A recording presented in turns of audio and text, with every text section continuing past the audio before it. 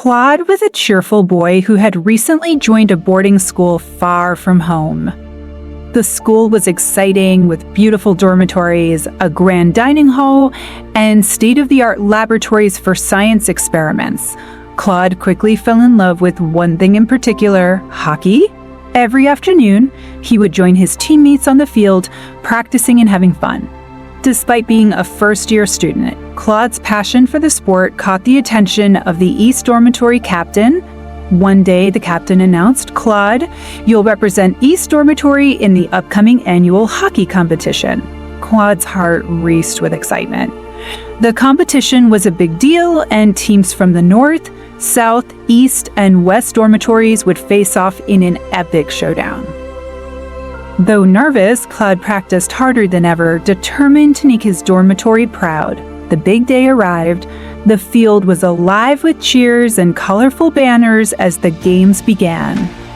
East Dormitory triumphed over West in their match, and North defeated South. Now it was time for the final game, East versus North. The game was intense, with both teams putting in their best effort. Claude stood firm in defense, blocking the North team's attempts to score. With just a minute left on the clock, the North team strikers sent the ball speeding toward Claude's side of the field.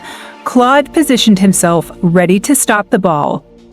The East team cheered, confident in his abilities, but to his dismay, the ball slipped past his stick and sped toward the goal. The North team overwhelmed the goalkeeper and scored. The final whistle blew. The East Dormitory had lost. Claude hung his head in disappointment as the other students murmured in frustration. Back in the dormitory, everyone was quiet. Claude sat in a corner, feeling like he had let his team down. That's when the dormitory captain stood up and said, "Who else from the first years played today apart from Claude?" The room fell silent. No other first-year student had dared to compete. The captain smiled and continued, "Claude didn't let us down. He represented our dormitory when no one else from his class would.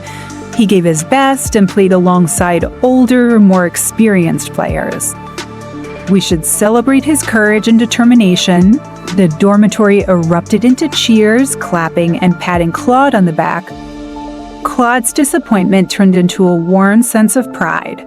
That night, as Claude lay in bed, he reflected on the captain's words. He realized that failure wasn't the end, it was an opportunity to learn and grow. The Bible teaches us in Ecclesiastes 4:10, if one person falls, the other can reach out and help. But someone who falls alone is in real trouble. Just like the East Dormitory supported Claude, we can rely on others to lift us up when we fall. From that day on, Claude practiced even harder. He knew that next time he would stop the ball and perhaps lead his team to victory lesson. When we fall, it's important to rise again with faith, courage, and the support of those around us. Never give up.